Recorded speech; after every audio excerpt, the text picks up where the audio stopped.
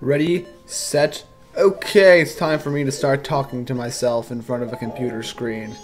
Jago Seda, person has walked through Majora's Mask. Stop cracking your knuckles in the background there, you rascal. I have no idea if you guys can hear that. Yes, go to the Zora Cape. It's probably the fastest way to get to this. At least I think it is. I don't know, maybe you might not. But you can also, alternately, you can probably just go to the Great Bay Coast, but I think it'd probably be a little bit easier this way. Just to me, it's all a preference thing. But yes, if you read the title, like I'm sure most people on YouTube probably don't, there's a spider house. Yes, spider house, a house of spiders, pretty much. And it's this is just some annoying side quest required just to get a mask, and it's yeah, this is probably one of the more boring side quests in the game, but oh well, what can you do? What are you doing? Nothing. Okay, so now there's two spider houses. There's also one in the forest, but I don't know, I kind of feel like doing this one first because I just remembered how to do it first. Something like that, I don't know. But yeah, so basically what you do, you go through this whole house and you just collect all these gold Skulltula tokens and stuff like that. And I forgot that I had my blast mask still on, so I kind of blew up my face. Whatever. So yeah, in here you're just gonna like fire arrows and the hook shot pretty much. And then a couple of other things, but basically you just need the horse to get here, and then you can do this almost immediately. Like as soon as you get the hook shot, you can just go and do this. But I didn't really, it didn't really seem like an appropriate time to do it, so I just kind of said, okay, I'll just do it after I beat all the temples. Yeah, maybe there's no specific order you have to beat these into. Like this is location-wise, it's the second one, but it's actually the first one, in my opinion. I've always been doing this one first. Simple as that. So basically, just kind of try to make sure you get every spider in a room before you move onward. Otherwise, you'll be really confused later, which is my original run was pretty bad in this. So it actually took me 2 tries to record this one because the first one was like really bad. Well, whatever. But here I kind of go in a more logical order. So basically, one of the main places you'll find spiders, if they're not just kind of around the walls, they're either in that little crack above below the roof or ceiling, or they're in one of those jars, and I guess this one's on top of that thing. Yeah, they're kind of hard to get at, but if you're persistent enough, you'll eventually hit it.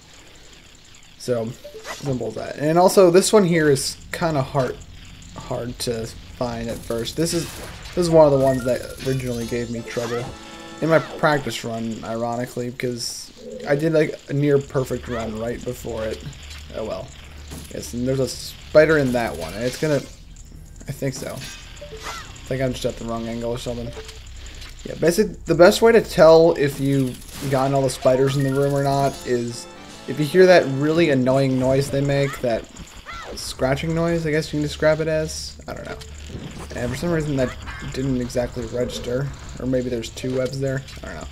Yes, another common place they put these spiders in these little pointless gaps in the wall just for the sake of hiding a spider.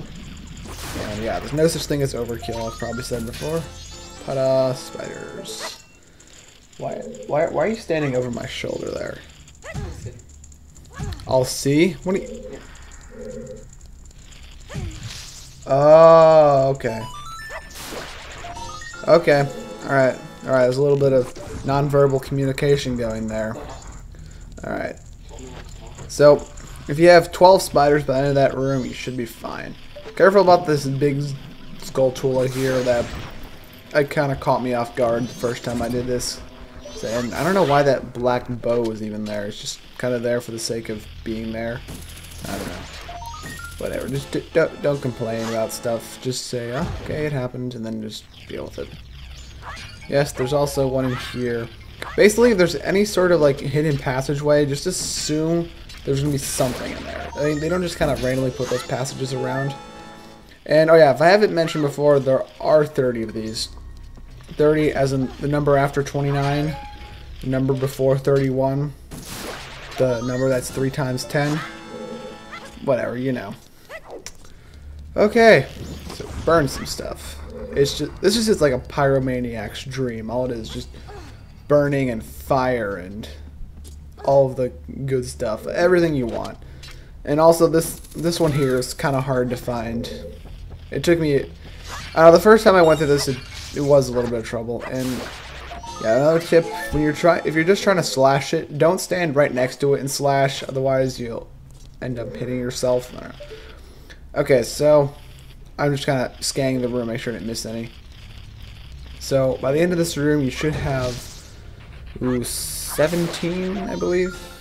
I'm pretty sure that's the last one I grabbed. Unless I forgot one. Yeah. So by the end of that room, you have 17, and you are good. Yes.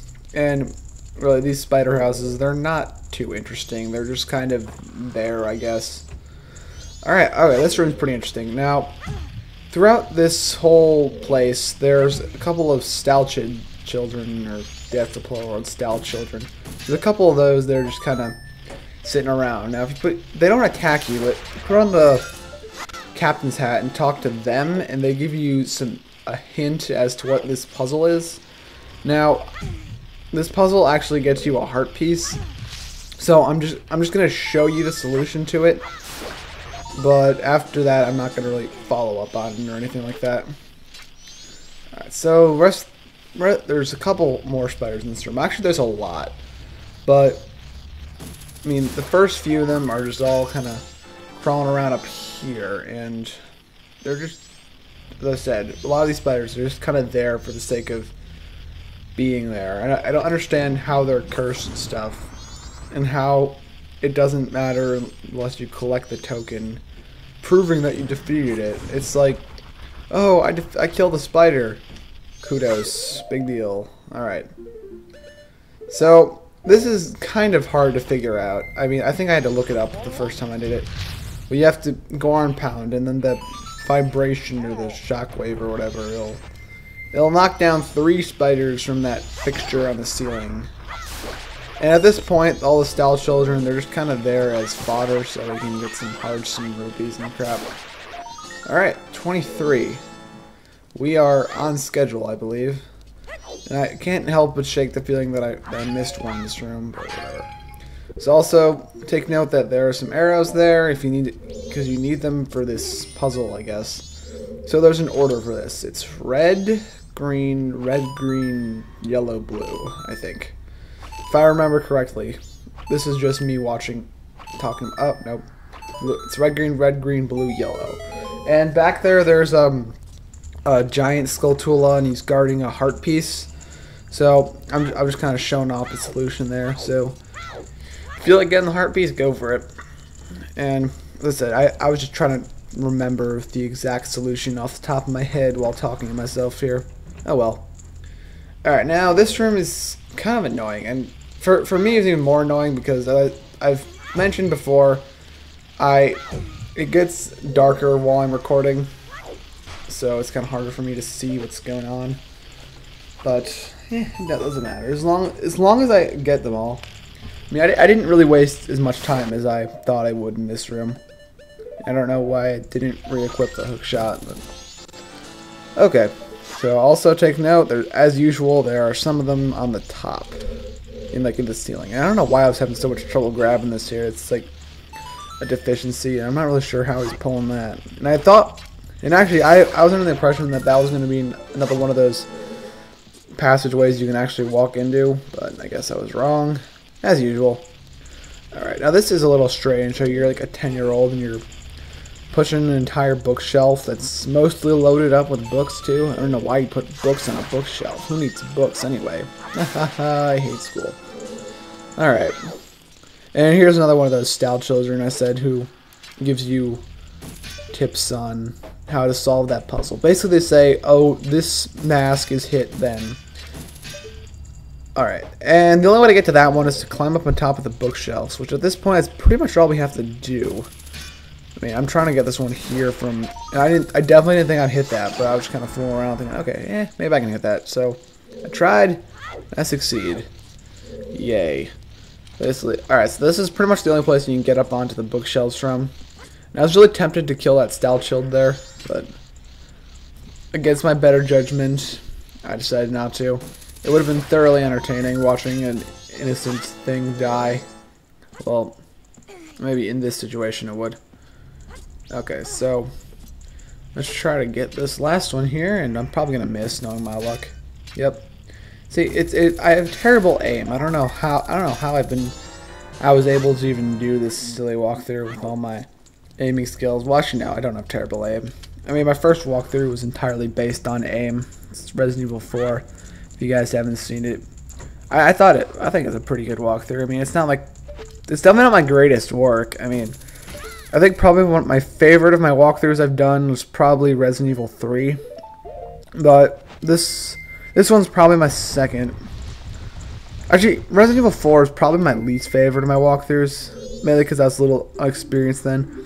Alright, so this guy, he's going crazy saying, "Oh, I wanted this place. Here, I'll buy it from you by giving an empty wallet." Basically, this is this game's way of bothering you, pretty much. I'll explain that later. Alright guys, see ya.